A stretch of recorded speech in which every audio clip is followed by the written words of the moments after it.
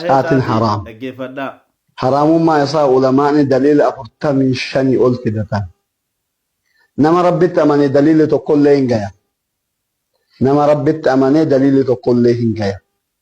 Ulamaa'in daliila 40 yen dhaggeeffanneer wallaahi ancaatii kana jarana ancaatii kana garuu mee itti ilaalaa kitaabni ragaan 40 sun osoo dhufee ragaa 40 biroo wayii osoo nu barbaaddanii ani ammoo wallaahi haqiiqatan odofee kiyya hin qama'ullee ani hin qama'u garuu duraan wallaahi baranii fi bara 2005 irraa kaafne bara 2007tti Harargee lixaa gaafa turre jenne nyaataa fi qoonqoodhaaf eegganna turre jimaa kana.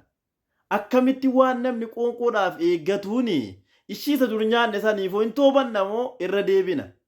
Yoo inni haraama ta'e jedhe. Ishii qoy ishin ni nyaanne yoo hafu'a. Inni nyaanne hafu. Ishii masjidatti hin ijaarame hoo. Manatti hin ijaaramee jiru hoo. Kitaabatti hin bitamee lafa jiru hoo. Uummanni Harargeedhaa.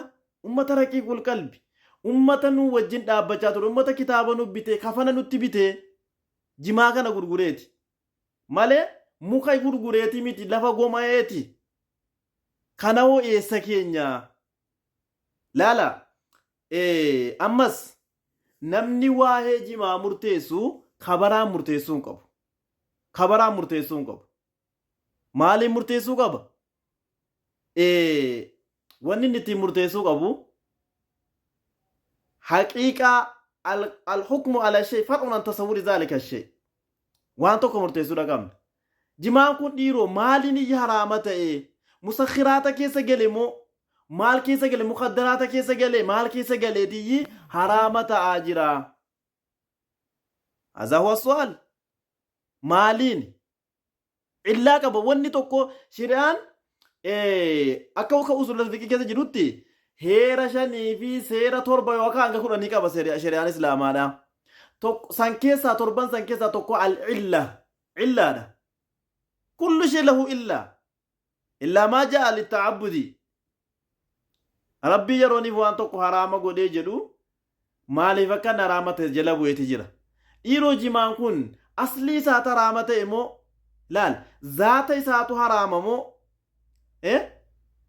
ما يقول إليه تيجو حرام قد مو وان متدي مسنتو حرام قد مو ما تو مساتي يو حرام ما تو مساتو حرام مو وان متدي مو حرام قد muka saatu haraama moo hundee saatu haraama moo mataa saatu haraama qamaanitti yeroo gubuutu haraama moo isuma sana mujarraduma firii tokko akkatti galleqimsu takka nama farshoo galleqimseetti haraama namatti ta'a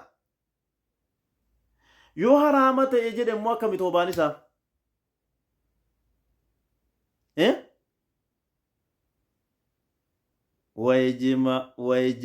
wayjima السلام عليكم ورحمة الله وبركاته